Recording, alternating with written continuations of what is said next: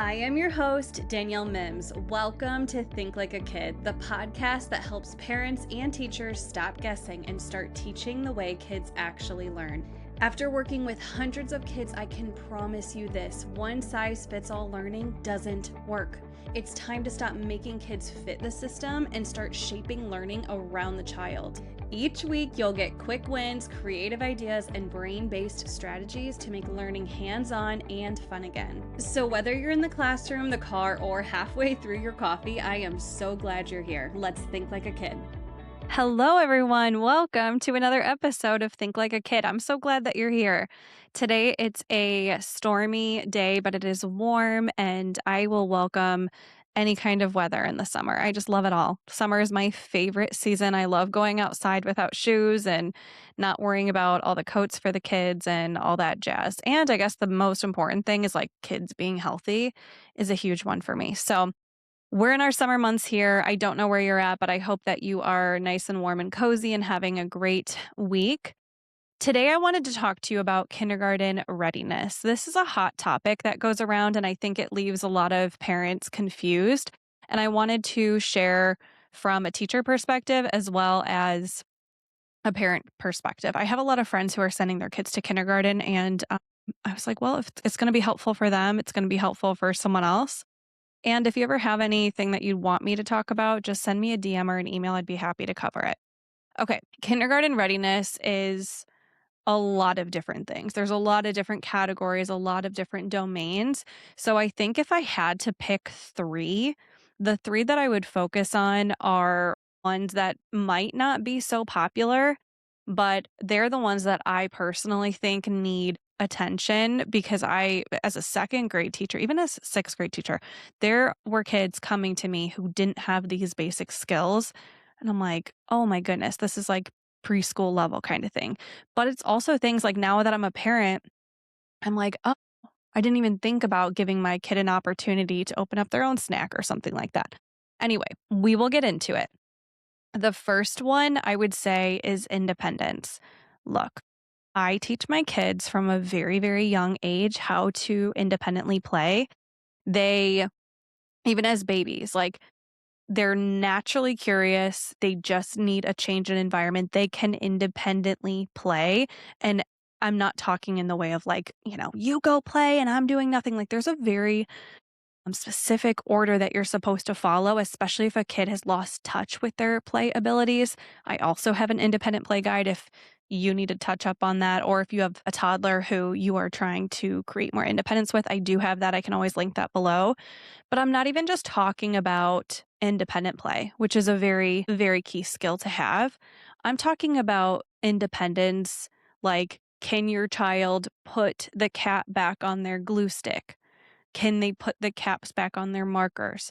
Those kinds of things, you would be shocked how many kindergartners come to kindergarten not knowing that. And little things like that sound like, oh, no big deal, but it takes away from the other learning that could be happening if they already had those things mastered. So even drawing or coloring or doing crafts with your kids, see how much ownership they can take over it. Set some boundaries of like, oh, let's cap this marker before you open another one.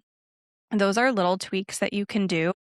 Also, a big one is bathroom. So can your child independently know when they have to go to the bathroom and then go to the bathroom, take off their clothes, go potty, start to finish? If it's number two, can they wipe? Can they put their clothes back on? Can they wash their hands? There's this whole routine because there's not going to be a teacher going in with your child. So something that I have done with students in the past, and I'm doing it with one of my own kids, is having like a visual on the mirror. So the bathroom mirror. So like, what do they do first? Take off their clothes. Number two, go to the bathroom. Number three, pull up their pants. You can even do like visual clip art pictures or something like that kind of gives them a visual of like, this is what I do. Then I do this. Then I do that. Then I do this. And that's just really helpful for them to grasp that ownership over that part of themselves. It's very important that they know that before going into a school setting. Other things, like I've seen schools get so strict about this. I was never one to be very strict about like jackets and coats, but as a teacher, it is hard if you have to zipper up 25 to 30 kids' jackets. That's really hard. And then mittens and then gloves and then boots. And it's like, as a mom of three, I'm like, just to go outside in the winter and getting all my kids dressed, ready to go, it's a whole ordeal. I'm like, let's just not even go outside kind of thing. But it's good for them. Anyway, I know a lot of schools are super strict with telling kids, like, you're not going outside unless you can have this. I pray that your child's teacher would be more lenient, but just practice, getting shoes that they can slip on or Velcro or a jacket that they can zipper or button, doing things that give them that independence. And like for my own son who just graduated kindergarten, he had specific shoes that I knew were really easy for him, just trying to take out that frustration level because it is really hard going to kindergarten and having all of this extra responsibility that you might have not had practice with to begin with. So I would say independence is a key one. I think my biggest point for independence that I'm going to say right now is self-advocacy. So can your child ask for help when they're stuck? And if you're like, yeah, duh, they ask me way too much. I'm not talking about you. I'm talking about to another adult. And I even thought that my kid could do it. And I know he can. He's just doesn't want to get in trouble or doesn't want to inconvenience. He has the nicest teachers, like the nicest staff at his school. Still, it is so hard for him to ask for help. So I give him opportunities, whether we are out to eat or we're at the pool or doing things where he can practice the skills of going up to an adult. It feels uncomfortable, but it's something that we need to encourage our kids to do because if he can't do any of the other independent tasks that we talked about, he needs to have the self advocacy. So if I would focus on any of those in the independent category, I'd focus on self advocacy. Okay. Moving on to the second skill that I think is insanely important is social emotional learning skills. So this is a tough one. I mean, and it impacts every single part of their entire day. They're with so many different personalities, they're with so many different types of kids and they learn to adapt, but they also learn to hold a lot in. And I think it's critical to give them the strength and the knowledge and the power to handle and navigate these relationships and these situations accordingly. So can your child hear no? Can they hear no and handle it okay? Can they be disappointed without melting down? Or sometimes it's even worse if they shut down. Can they like recover quickly from that? And if the answer to that is no, it's like you got to start practicing it, right? Like it's okay to be upset or just this is why I tell my kids all the time. I'm like, it's okay to be disappointed and upset, right? Let's go through other ways of how to cope through that instead of a tantrum or a meltdown. Or one of my kids, he holds a grudge, man. Like he can hold a grudge. So how fast can they like bounce back from a setback or like someone telling them no? Another one is losing or not winning at something like a game. Can they handle that?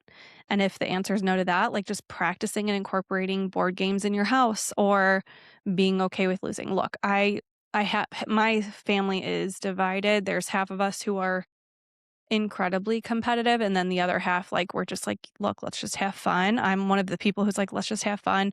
My husband and my firstborn are just like, we are playing to win kind of thing. So handling the disappointment when you lose and being okay with that is key. I also think that relationships start to form and friendships and kids don't know how to communicate with each other.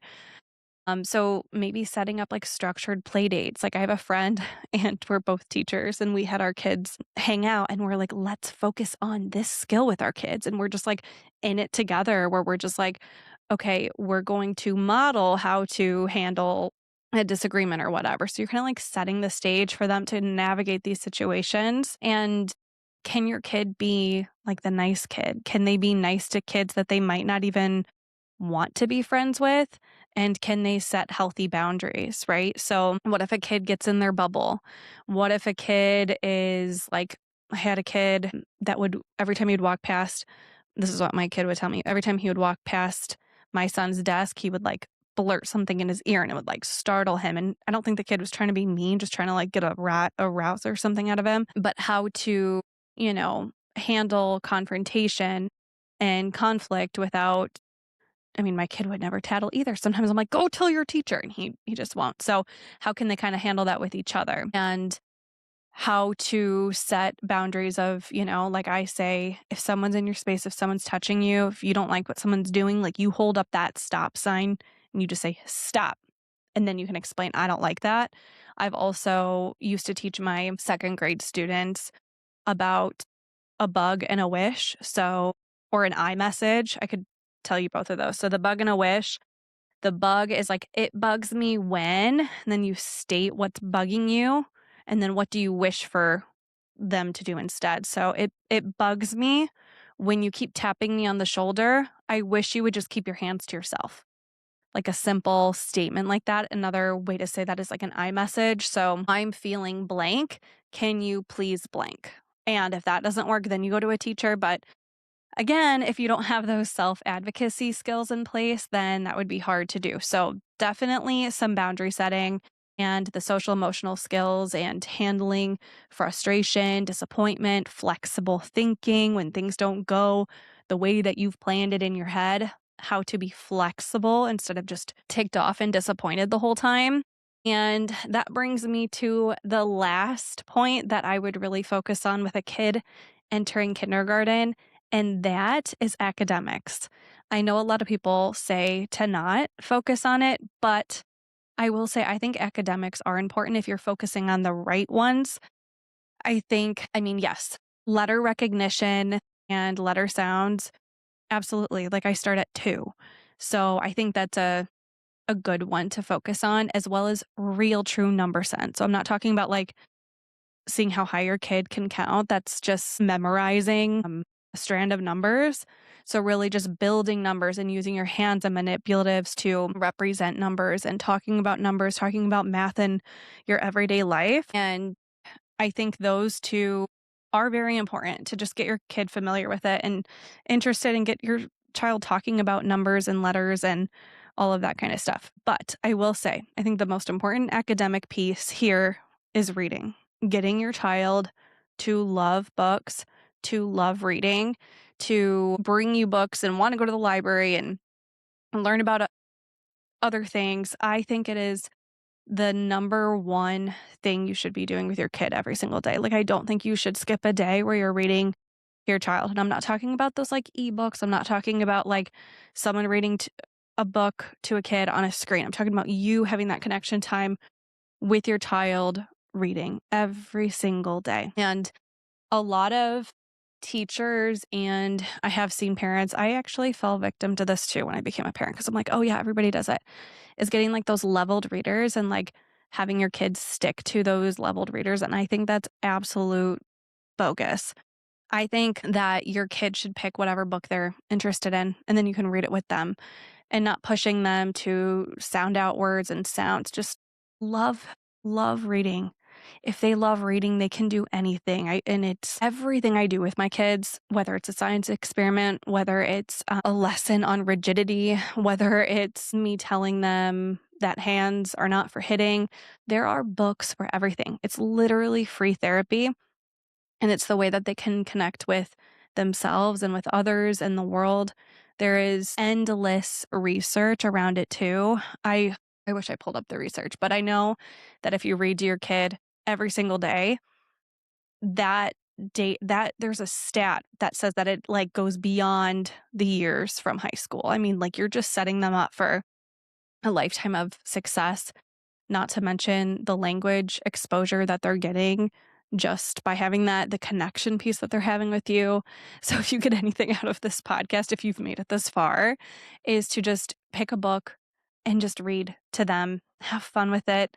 And if you don't like reading, I personally always had an issue kind of reading. And then I really got into audiobooks and then becoming a mom, like knowing this data, there's no way I'm not reading to my kids every single day, and I fell in love with it, I think, over again. Like, I think I loved it as a kid, and then I kinda grew out of reading, which is unfortunate, and then when I became a mom, I love it. I love it so much. I love what it does to their mind, their questions, our connection time. Anyway, this isn't this isn't an episode on reading. I could definitely bring on a reading specialist, someone who does this every single day, and I will bring someone on.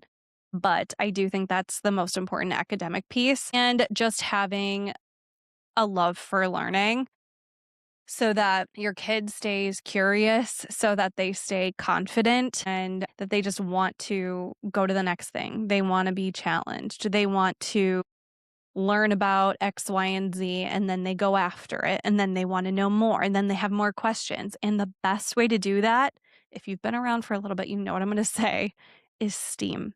So science, technology, engineering, art, and math. We incorporate that into our everyday with my 2-year-old, my 4-year-old, and my 6-year-old every single day. And if you do that, you're hitting all of the skills, those foundational skills that you want your kids to have, the ones we just talked about. Like, it naturally hits that independence, the social emotional learning, it hits the academics, it hits problem solving, curiosity, collaboration. It hits all of the 21st century skills that you want your kid to have in order to thrive and be successful in this rapidly changing world, a world that we will not even recognize by the time that they're adults. So, if you're wanting to prepare them on that level, you need to start incorporating STEAM into their everyday life. It actually makes your life easier because you're hitting so many skills at one time effortlessly if you're willing to do that. So if you are, I will link my STEAM Made Simple preschool below so that you can just kind of have a roadmap and you can just open it up and say, hey, we're going to do this activity. We're going to pair it with this book and we're going to rock and roll. Anyways, I promise to keep this short, but I did want to leave you with a quick win so that you can try something this week. Okay. So this week, instead of asking yourself, what do I need to make sure my kid knows for kindergarten, instead of like quizzing them on their ABCs or quizzing them on their counting or asking them to count how many toys that they have or snacks that they have, I want you to focus on something that's like a hidden skill, right? So what can you help your child do independently this week? Maybe it's opening a snack. Maybe it's like you going out in public with them and having them ask somebody else for help. Maybe it's ordering their meal. Maybe it's them cleaning up their room or cleaning up an activity that you guys did. All of these small skills, they really, really do add up and they build confident and capable kids, which is what we are all about here at STEAM Made Simple. So thank you for tuning in. Thank you for listening. I can't wait to talk to you next week. Keep thinking like a kid, friend. Thank you for listening to Think Like a Kid. If this episode gave you an idea, a reframe, or a little win, the best way to say thank you is to share it with a friend or leave a quick review. It helps more parents and teachers find these conversations, and honestly, it means the world to me. Until next time, friend, keep meeting kids where they're at and keep thinking like a kid.